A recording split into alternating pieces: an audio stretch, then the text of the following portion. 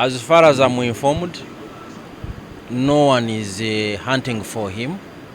I'm not aware of any criminal offenses at this point. The Minister of Defense, I saw the Minister of Information the other day, have come out and said this very clearly. So he's free to be at his home. And the last time I checked, I think either this morning or yesterday evening, he was at his home. And I think he's there safe and sound. But of course, that does not prevent the security forces, in this case the Uganda Police Force, if they have anything of interest, they can reach out to him and engage him over it. This is a country, Uganda is a country of rules and regulations. No one is above the law. Being a politician or a political party does not grant you any immunity. So if you break the law, certainly the police can come for you. But as at this point, I'm not aware of any offenses you might have committed. Maybe you may wish to check that with the Uganda Police Force.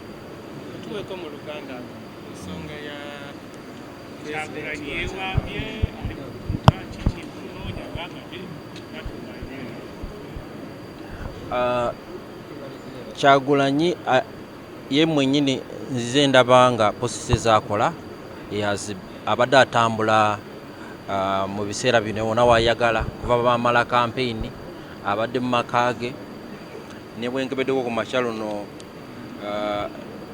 ndinga nalabye ng'ali mu maka ge, so kiraga nti ali free.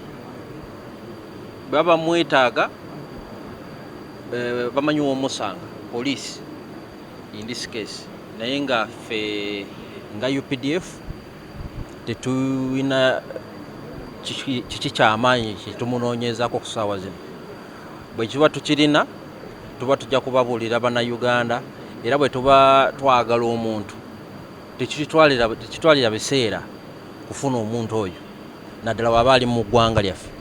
Obuyinza tubulina, tusobola kunoonya ne tukufuna, naye ndowooza ali a free Ugandan at this point, era ali mu maka ge.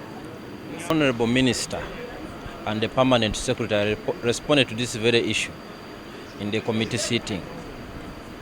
The Colo grounds, even for government agencies and ministries who apply to use it, pay. The Permanent Secretary said, for instance, at yesterday's occasion, which was organized by the Office of the President, they will pay for use of Colo ceremonial grounds, because there are costs involved in maintaining that ground the way it is. And if you notice, it has been improving over the years. Number two, the grounds are open to any individual, entity or group, but is subject to some conditions. This is a transaction which ordinarily takes place between the Minister of Defense and whoever is applying to use the grounds. So in some cases, or in all cases, there are some conditions that in order for you to use the ground, you must fulfill the following conditions. And if you oblige and agree with the service provider, in this case the Ministry of Defense, they hire you the grounds. So it is some kind of a negotiation on the terms and conditions of use.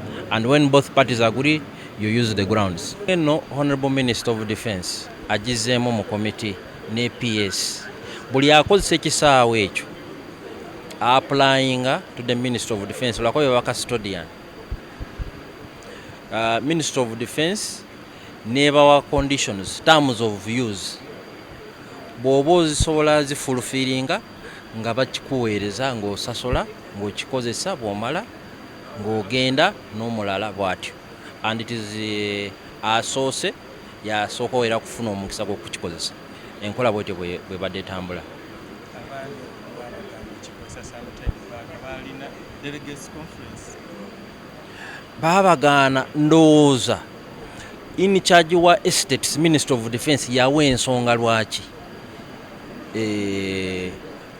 tebabaweereza era mansuubira nti nga gwe munnamawulire wagoberera ensonga Minister of Defence waliwo omuntu akulira estates Minister of Defence ensonga gye yawa yali ki bwaba kugambye tosobola kikozesa ku luno wabeerawo ensonga era n'ennyonnyolwa bulungi.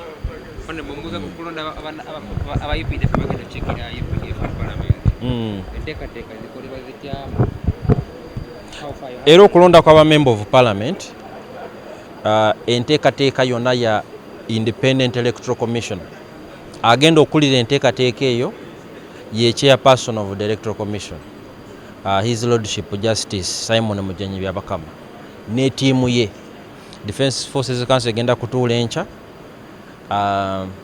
then Independent Electoral Commission ng'ekulembeddwa ne Justice Byabakama ejja kutuuyisaamu engeri gye kirina okukolebwa banominating era balonde ababaka ba UPDF abajja kudda mu parliament. Defence Forces Council eri chaired ne President and Commander in Chief of the UPDF. Nominating about like there are 10 MPs, how many are nominated and how is the election done?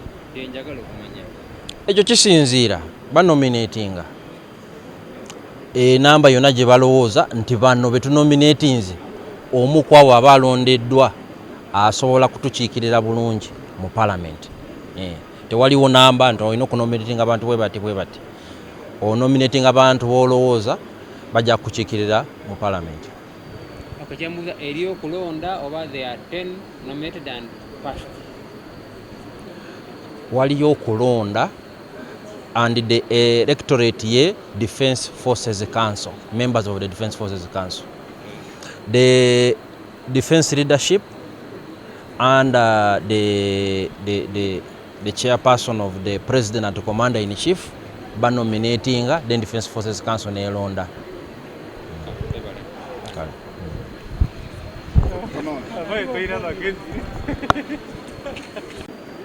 All Ugandans should know that through the strategic leadership of President Museveni, the intervention to enhance salaries of all security agencies, the personnel, the Army, UPDF, where I preside over, was adopted, and initial stages has been completed.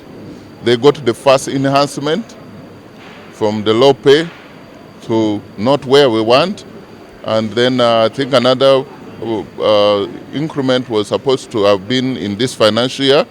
We are yet to get explanation why from Minister of Finance, why they have not given the money to us, but that was all approved. The approval is going to be in phases. That is very clear. It won't be all at the same time. But we are also sure, you are all aware that there are other pressing issues, but the issues of welfare of officers from the private to the general and the police and prisons were all concluded and adopted as government through the leadership of President Museveni. He gave us guidance, and we as the line ministers headed by the Prime Minister, we harmonize that with the finance. So I may not know at this point why finance did not release all the money. So I need to refer you to finance, but also if you get me another day, I will be able to have information why all the monies were not released for this financial year. We are almost midway, and we can't say they won't release. We are not closing financial year yet, but we are still hopeful that the money will come and can be with some areas to those officers. We really want these officers to be motivated, to be healthy, to be paid well, so that the economy has improved and should be able to be evident in all sectors. Being an armed officer is not a crime. They do a great thing, they do a great job for us, the UPDF and the Uganda Police. Yes. Auna byogereko nze simanyi Oluganda. bagenda yo twateekawo president yatu wakalagiro ne tubeera nga ministry era ne tutuula ne cabinet prime minister n'abeera nga ye chairperson waffe ne tusalawo ne tuleeta gundi ekiteeso wano mu parliament neneeyisa okwongera kw'omusaala yaba UPDF ne Uganda Police ne prisons baatandise dda okubikolako era kati baafunako naye bigenda kubeera mu phases tezijja kubeera wamu nti mulundi gumu ne basasula zonna era tusuubira nti ebisigadde tubirekedde Minister of Finance yabeera asoloza emisolo natuwa naffe nga ne tusasula abasirikale bonna. We have the armored spokesperson. I don't speak for that.